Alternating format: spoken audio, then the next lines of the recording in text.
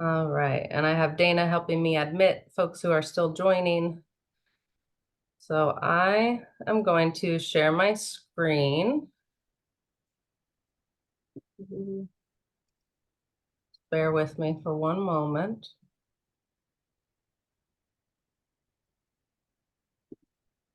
All right. Slideshow. Just getting the slideshow up. And there we go. Okay. Can someone unmute and tell me if you can see my shared screen? I just want to make sure that it's working. Yes. Okay, thank you. All right, so again, welcome to the March ESEF monthly webinar. Today we have a pretty full agenda. So we're gonna start with Dana giving a couple ESEF related updates, and then we will have Lorelei share an evaluation update. And Karina will then share some information from OKT, Oregon Kitchen Table. And then the bulk of the meeting today will be led by Karina and Gabby related to the strategic planning that DELC is undertaking right now.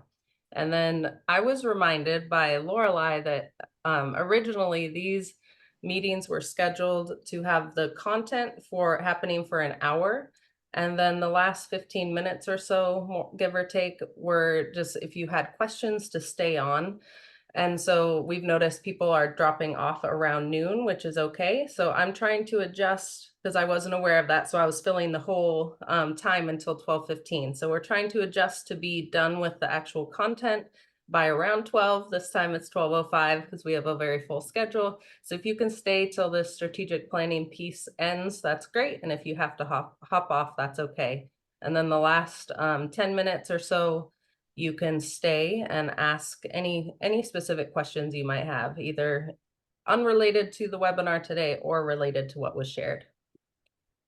All right, so I'm going to stop sharing my screen because I'm going to pass it over to Dana. Sounds good. And I will pass over the responsibility of admitting people who are still coming in to you while I speak. Teamwork. So hi, everyone. It's nice to see you all here today. Thanks for having me. I got to say, I really miss being in grantee meetings because it's not the same as being here in this webinar, but it's still nice to see you all. So I'm still helping out, obviously, with the grant and the grant management side of things. So I'll share an update about that. First is the awards management system. So our Office of Grants Management has some updates. And so the awards management system expansion should be coming out in 2025-27. And that's going to expand the use and functionality of the awards management system. And that's really exciting. So in the fall, there should be some demos coming out. So be on the lookout for those. And just know that as the process moves along, we'll continue to refine the system and keep making it better. And then the other piece that I have is just an update about the new grants management specialist who's coming on board. So in hopefully a couple weeks, we'll have someone. We don't have a start date yet, but we're still really pleased to share that we do have a final candidate who's going through the background check process right now. So as soon as we have a start date, we'll let you know. And we also wanted to share that the ESEF team, we were a part of the process in making the selection. And so we're really excited for that. But please don't hesitate to reach out to me if you need anything fiscal, budgets, expenditure report. In the meantime, I'm still helping out. So that is all that I had. So I'll pass it back to Emma. Thanks for having me, everyone. All right, thank you, Dana. Are there any questions from what Dana just shared before we move on? I see a thank you to you in the chat from Missy. Okay, if there aren't any questions, or if you think of something later, feel free to stay on at the end again and you can ask. So with that, I'm going to pass the mic to Lorelei. Thank you and good morning. I likewise mostly have just some quick updates and reminders, no slides today. We wanted to remind you all to please take a look at the draft child tool that we shared last time and to share it out widely within your organizations to get that feedback that we are really hoping to get across all the grantees. Knowing, of course, if you have time, right? But the evaluation leadership group, as you know, is currently in the process of pilot testing the tool with staff and families in 5 of the ESEF organizations. So we're just hoping to hear from as many families and as many staff as possible. And that process, the pilot testing process, will be winding down at the end of this month.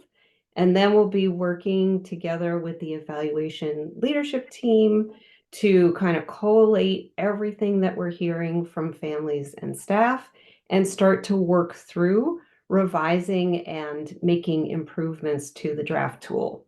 And the goal there is to have a final tool ready to use by June. Not that we'll be rolling it out for use in June, but that is our target date for finalizing the tool. We also wanted to share with all of you how excited we're getting about the soft rollout for the caregiver level tools. And hang on, sorry, just lost my train of thought. You all have been working so hard. I know connecting with Alexis and previously with Amber to really plan for data collection starting in April. And we just are so appreciative of this partnership and all of the effort that you all are putting into this. We know there's going to be some bumps. There'll be some bumps on our end, there'll be some bumps on your end, but that's kind of the whole point of this like practice run, is that it really gives us a chance to try it out before we do the official data collection next year for the final report that is due to the legislature in 2025. The other thing that we just wanted to bring to your attention, you might have seen there was an email that went out a few weeks ago with the links to the community report, which is now available in English and Spanish. And so we hope that you've had a chance to take a look at that and just enjoy all of the beautiful pictures and the quotes and just really like sit for a minute with all of the amazing work that you all are doing. And we really encourage you to share out this report, far and wide to hopefully continue to kind of build the support for ESEF and really get the understanding out there of what's happening here and how important it is. The last but not least, we do wanted to remind you that we have an evaluation updates page where you can find all of these updates. And so I think Alexis is going to drop that link in the chat. Thank you, Alexis. And I think that's about all we have for updates right now. Please do check this page because we're trying very hard to keep it updated. You may have also noticed that Emma invited us to start submitting updates to her regular communications, the newsletter that goes out to all of you. So we're in response to some feedback that we got last year that it would be helpful to have more regular communication with the evaluation team. These are some of the things that we're doing to try to be responsive to that. That's all I've got. All right, thank you, Lorelai. So I will now pass it over. I saw that Karina is here. So Karina is going to do a sharing from Oregon Kitchen Table, and then they will go into the strategic planning. Emma, all these familiar faces. It's great to be with you all. You'll actually be hearing from me probably for a good chunk of today. Gabby, who was here last time, we're kind of splitting because we have 2 different meetings going on and trying to do the strategic planning portion with both. But I'm here with 2 hats. First hat is, if you would recall, Sarah Giles from Oregon's Kitchen Table came, I don't remember if that was in February or January, but to share a little bit about the feedback sessions happening regarding the redesign of what was formerly the kindergarten assessment. And those are live. Those sessions have been going on, and just wanted to make another plug for registration. We just added 2 more dates two more times for April 3rd, and these are going to be Zoom sessions. So there's one more Spanish Zoom session coming up on the 3rd, and I just dropped the different links in here. The first 2 you'll see are the forms, and if I can screen share, I don't know if you can see that. This is the form. The first 2 links will take you here, and it just gives you a little bit of an overview of what the engagement is around. And there's my dog. You can see her wanting attention. There will be $50 stipends by checks for those who participate in these sessions, and really trying to reach out and get voice from, those who are working within organizations and early learning partners overall around how to best support that transition, right? From preschool programs, early learning and care programs, whether it's home visiting, whatever structures, recognizing that, for example, all of you work with families and young children, and that those programs look different. And so trying to get some of your thoughts, your ideas, and then with the overall emphasis on supporting children as they transition to kindergarten, but more importantly, making sure that our systems are prepared for young children as they come in and their families. So wanted to make another plug for you. Feel free to share with your colleagues, also other early learning partners on this, and the registration links are there. Are there any questions about this? I'm kind of just running through it, but I know we had a couple slides last time around what the early learning transition check-in was. So I'm happy to answer questions if folks need a little bit more context right now, but I'm also available via email if that works for you.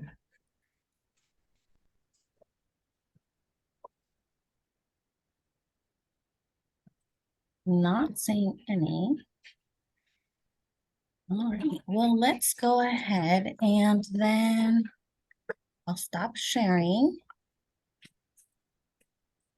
I'm going to go ahead and put on my other hat on, which is now just going to do some review of the strategic plan goals. If you remember, we were here, I think it was late November or December, and we're sharing about we were doing some feedback gathering to inform our strategic plan, our first strategic plan for DELC, which is due is to be complete by the end of June.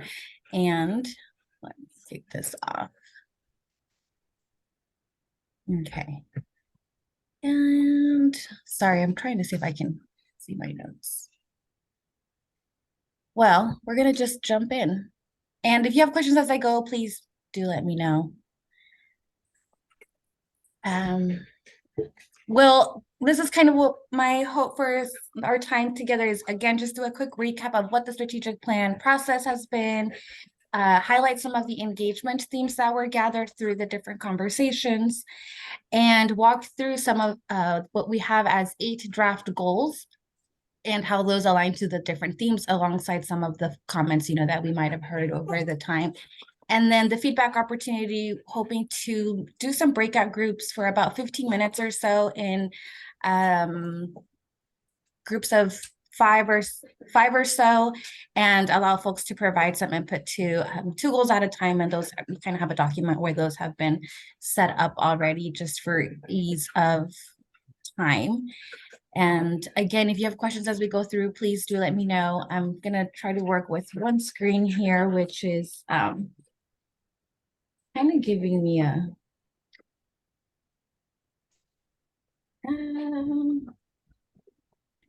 okay, can you see my slide deck still, or are you seeing my presenter view? We see your presenter view. Okay, give me a second. That's always so challenging with PowerPoint. Now how do I change it? Okay, there we go. Well, we're just gonna fly, and we're just gonna sorry, that's not. Do you need help with setting up breakout rooms? I could, yeah, they just need to be randomized into groups of like 4 and 5 probably, and Sorry, I think I need to redo this. I don't know why it's not presenting now. Okay. It was working. And I think there we go. All right. All right, recap. Let me just put it over my dog.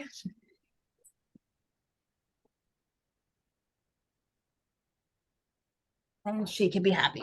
All right, so the strategic plan as you have here is again to guide the day-to-day and the purpose of DELC and aligning several pieces of work, right? And just different aspects where we've already heard a lot of community feedback, for example, the mission, vision, and values.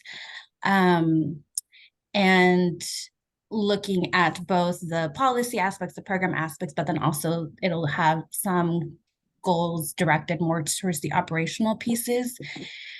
And we'll see a few of those in a couple slides. Here's just a quick glance of the mission, vision, and values that were established and launched at the same time as DELC, right? So the values of equity, respect, trust, relationship, safety, continuous improvement, integrity, and really leaning on these different values, the mission and the vision as we work towards the strategic plan, as well as DELC's equity commitment. And this is a paragraph really that was drafted with the strategic plan in mind and ensuring that the strategic plan affirms the development, the equity really aligned with the development of our strategic plan, and that the plan affirms the commitment to dismantling the systems of oppression that, as we know, harm and create disparities for communities across the state. And the CCDF plan and strategic plan engagement process, we've kind of done a dual role here, given that the CCDF plan, which is a federal state plan, is also due at the end of June. And so we've been working with Jordan on that team, and some programs are more impacted than others, right? Or just see more of that alignment, but the feedback is being incorporated into these two. We've done many conversations with grantees, with parents and caregivers, with childcare, like in-home childcare providers and center directors. And Gabby right now is with a table of research partners, as I understand. We did OPK earlier, so hi Dana again. So we've just been doing a lot of conversations, right, with the same questions that we saw back in November, and then right now doing the second round, coming by and saying these are the things that we heard, and here are the draft 8 goals based on the feedback that we've heard. And then we'll have 2 questions that we'll dive into breakout rooms through, but also in this next slide, really, as I kind of just give a quick talk over the themes, wanting to see and hear from you, right? If there's something that is missing, like if there's something that you notice is not mentioned here that might be important to add and or adjust. What you'll see here, and hopefully you can see this on your screen, it's general themes around increasing supports and resources for children and early learning and care, really thinking about the professionals, workforce, right? What does it look like? And recognizing that there's many different ways that the profession can look, and lot of themes also related to communications, accessibility, what is trainings in different languages. And I'll kind of expand on a few of these as we go through, because you'll see them tied to some of the draft goals.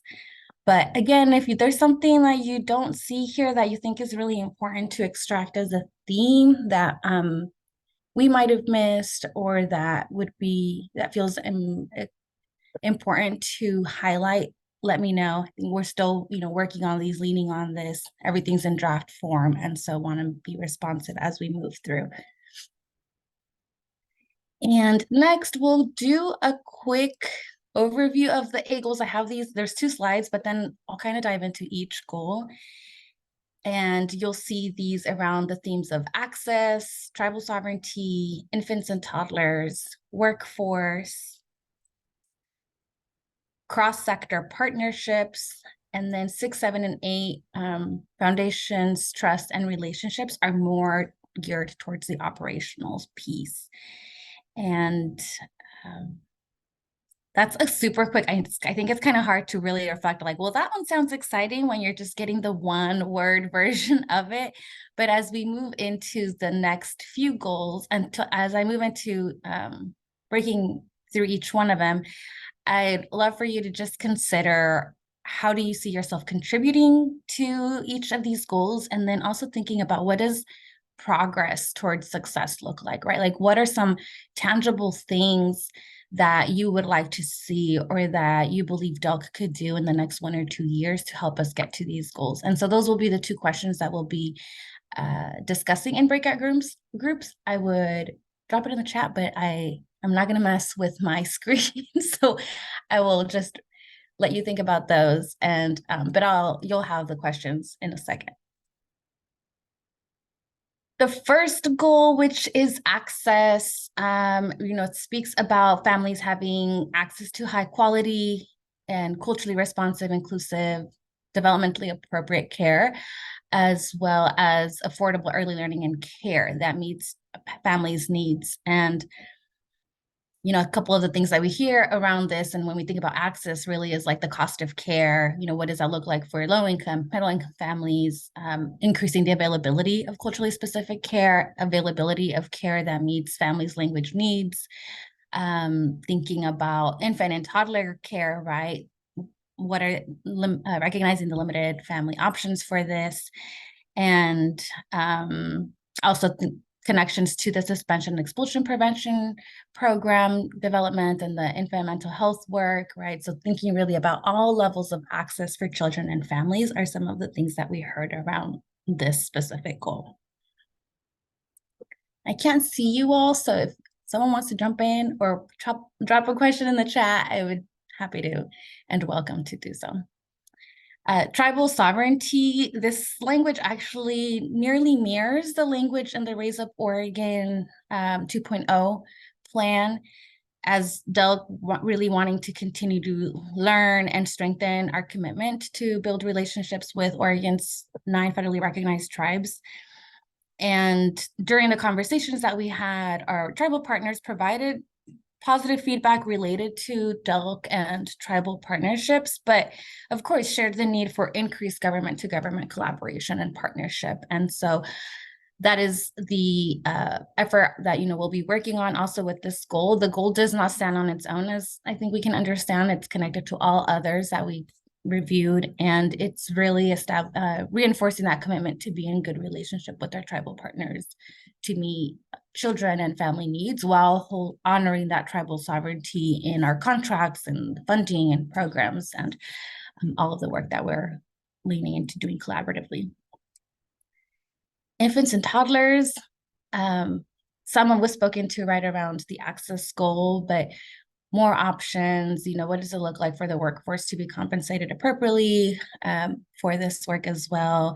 Streamlining entry points for families. How do we make sure that families have access to care from a children's youngest ages? And really thinking about the reduction of barriers for that access as well.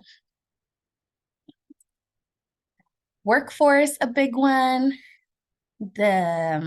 This one, reads, the early childhood workforce is diverse, culturally responsive, high quality, and well compensated.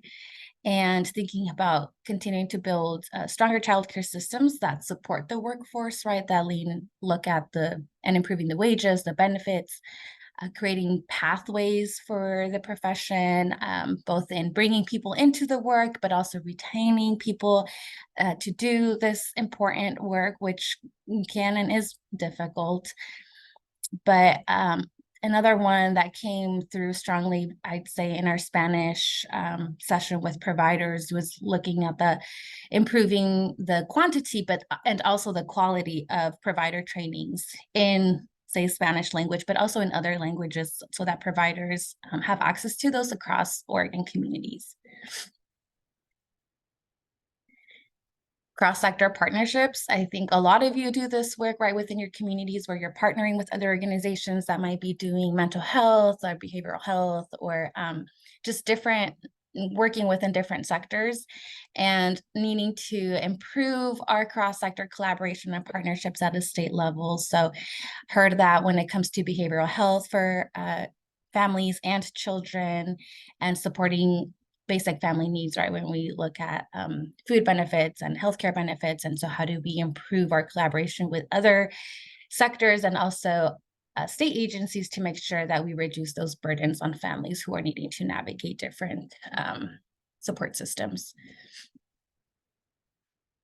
Foundations, these again are operational, right? DELC is DELC since July 1st of last year. And so there's still a lot of pieces that are being put together in terms of our internal operations, right? When we're looking at our programs, we're still working on the awards management system and looking at and designing, provider platforms. So still many pieces to be put in place here, but wanting to create and improve communication procedures between DELC and partners and providers, grantees, and the public overall.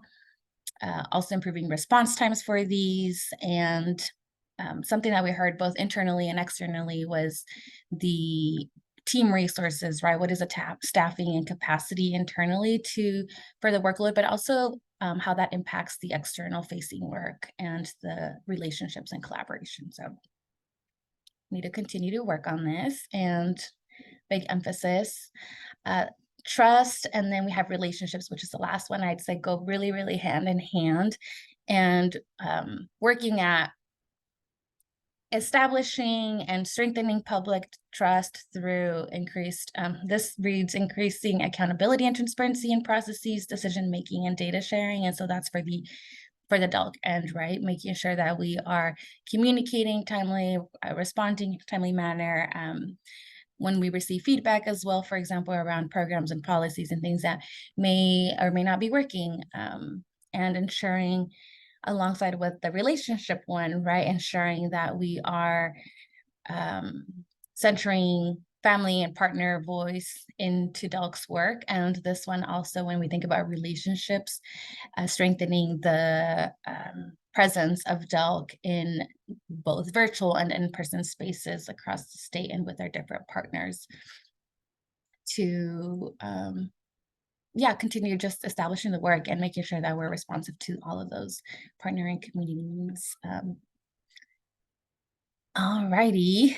That was me talking quite a bit, trying to not talk the whole time. So here is what we have in terms of questions. The first one is like, if there's something that's really exciting to you that's been mentioned, welcome you to share whether you want to come off mute or share that in the chat. The other two questions here will be discussing in breakout rooms. So my goal here is to do breakout groups for about 33, 45, 55.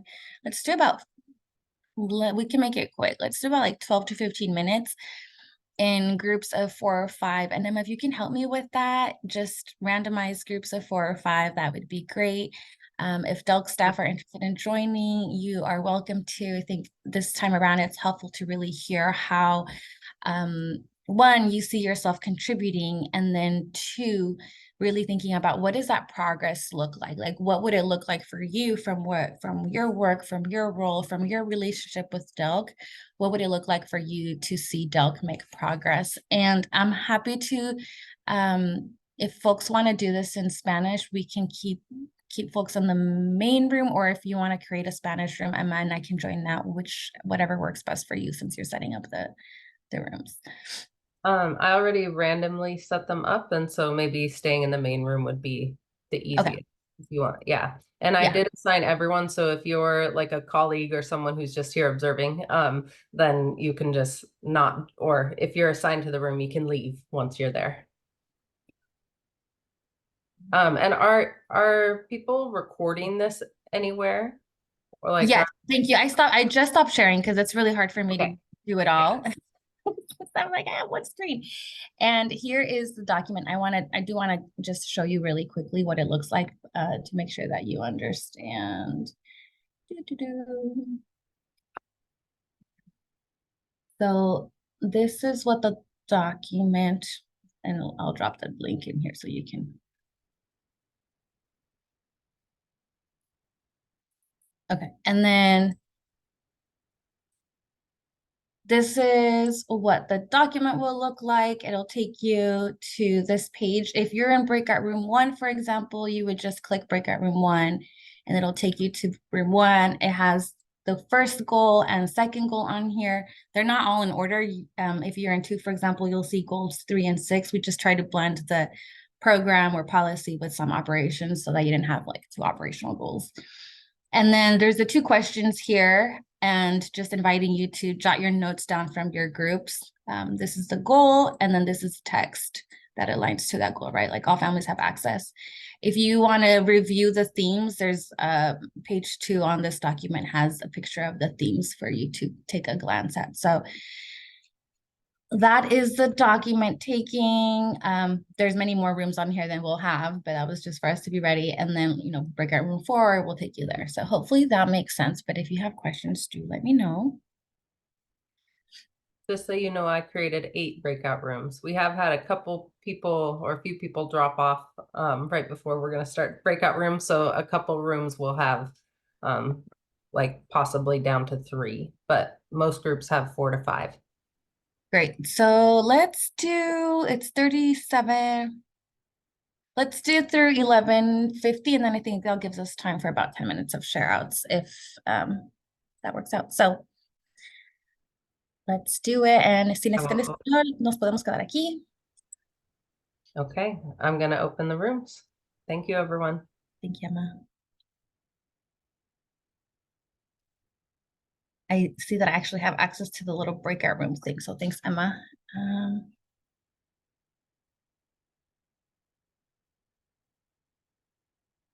What I learned also is that when you create rooms, if you need extra rooms, you need to create those before you launch the rooms. Yeah, I didn't know. Oh, I'm going to pause it. Sorry, I'm taking over the meeting. Oh, you're good, Dana. Welcome back, everyone. I'm sorry that wasn't probably enough time to finish filling everything out, but I think you'll still all have access to the document. So I'll pass it back to Karina. Thank you, Emma. Gracias a las compañeras con las que estuve. Hopefully it gave you enough time to jot several things down, perhaps not everything, but I do want to make some room in the time that we have left for you to share back some of the big thoughts that you had, or if there was another goal on the sheet that you had thoughts about and didn't contribute, feel free to come off mute and share that. But you can also add your thoughts onto this document, even if it wasn't the goal that was assigned to you. So I just want to make sure that you don't feel like you only get feedback on these 2. I think that's just what we wanted. We wanted just to make sure that we had some feedback on all goals and that everybody had some time to digest at least a few of them. So. But yeah, any thoughts? And I think what you all bring is just this very unique perspective of working within your communities in with children and families in ways that are different than, in-home childcare or like Head Start programs. And I know that some of you, there's a lot of overlap in that work, but would love to hear what some of the things that you contributed or reflections that you had based on the draft goals.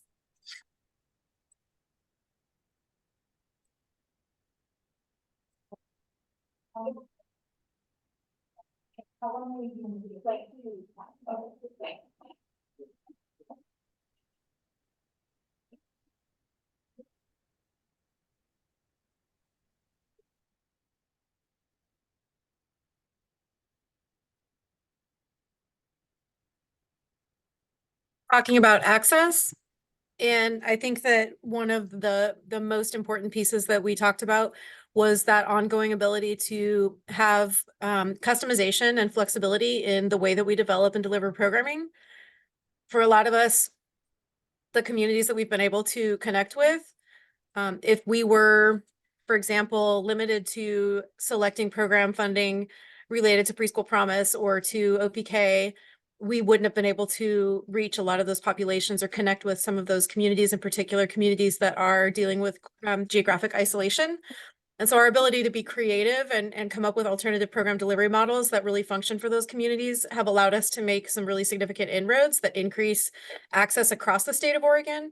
And it's just such a critical part that, you know, we really all hope that that will continue to be a priority for equity funding, and that flexibility, you know, that in the process of performing evaluations and gathering data and wanting to make things, you know, outcomes more concrete, that we won't start to lose some of that flexibility and customization that is what has allowed us to make so much progress so far. Thank you, Jen. Really, really appreciate that feedback. I think just thinking about how I heard creativity and the innovation piece to meet those needs.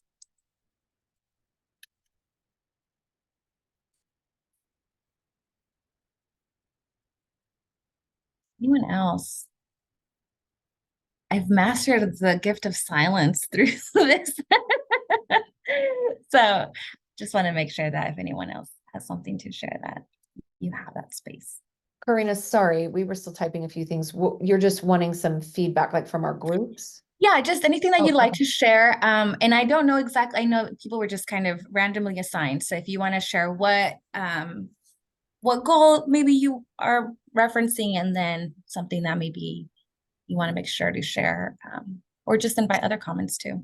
We were in group 8, which focused on trust and the workforce development.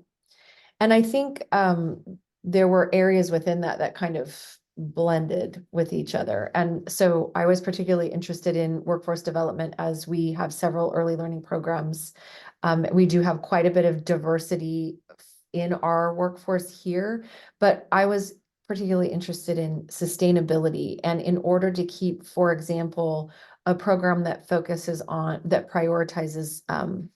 our uptick in parenting students, many things are outdated. In order for, we brought that under the umbrella of our school district. And in order to sustain that, we're going to need to blend and braid funding moving forward. And we've been doing that to the ability that we can, but we're not alone in looking at, we pay a good wage. We have great benefits. We provide a lot of professional development. It is a best practice center.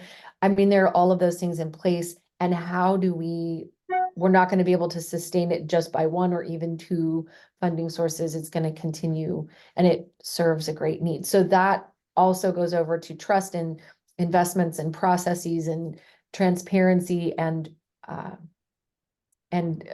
streamlining those so that there are not so many delays, which is hard when you're planning for programs. And I know ESEF is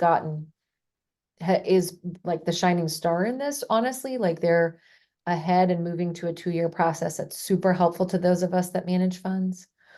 But there are other delays, like the childcare investment that ran through Seeding Justice. There were lots of delays, and I don't know, like, communication was different. And I know that was routed that way for a certain reason, but just giving examples.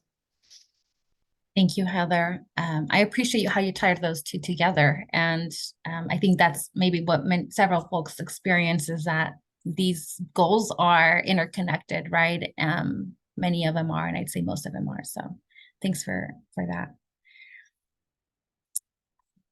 I do kind of just want to pose the question around the workforce. I think you all have a very unique approach to the work, and we have a very, I don't want to say narrow, but when we think about workforce within early learning and care, it can look very different, right? It can be very provider, like in-home childcare provider focused. And so curious if other folks here had reflections or thoughts about how to support the workforce within the work that you're doing, and what that support from DELC might look like. I can speak to that a little bit, as I work with the Oregon Community Health Workers Association. So some of the points that I wanted to make in regards to the workforce, or to advance opportunities for traditional health workers in early childhood. I think there's a lot of investment on the healthcare sector side and integration in the healthcare sector side, but we know that there's a lot of opportunity for this workforce in early learning and childcare. And I think another piece to that is identifying and reducing barriers to workforce entry in early childhood care and investing in supports to address those barriers. Thank you, Kanisha. I see what to say the connections, right? When we think about health, those community health workers and the connection to the ECE world as well. I recognize we are at time, so I'm sorry for kind of the abrupt ending here. If folks have additional thoughts to share, I know Emma is available to answer questions as well related to Equity Fund, you know, the program piece, but more than anything, want to appreciate your time. Thanks for sticking around and providing the feedback. This document will remain open through the end of March while we do our second round of conversations with different groups. And if you have questions about anything here, anything that you want to talk a little bit more about, feel free to reach out to me. Just want to make sure that you have that opportunity and option. Thank you. Emma, back to you. Thank you so much, Karina, for leading that. I just wanted to mention, I don't have any significant updates related to the early literacy, the Birth to 5 early literacy funds. However, it's still set for the RFAs to open in the springtime. We just don't have a set date for that yet. And we also are in the midst of finishing up a submissions form that I'm going to send out to all of you so that you can, it will ask for your name, your agency, or like the type of partner with DELC that you are. And then you can put any questions or wonderings that you have related to the use of those funds or any logistics related to the Birth to 5 early literacy plan. And so the idea behind it is to help inform the process, because we're still doing behind the scenes processes related to rulemaking and policies, and just thinking about like what different agencies will use the funds for, how they'll incorporate that into current programming. And so I really will invite you when I send that out. We're still finishing it up. I invite you to add any questions there that you think might be helpful for us to consider in the process. And we might not necessarily respond to each question individually as you submit it, but it's basically helping to inform our process. And I will make sure to address those questions either like in the newsletter or at our next monthly webinar. So just wanted to share that, and I'm gonna stop recording. We're done for the day. So I'll stop recording, but if you would like to stay and have any further questions, I will hang out here until 12:15. So thank you all so much for coming. I appreciate each and every one of you, and thanks Karina again for presenting today. Emma, quick question.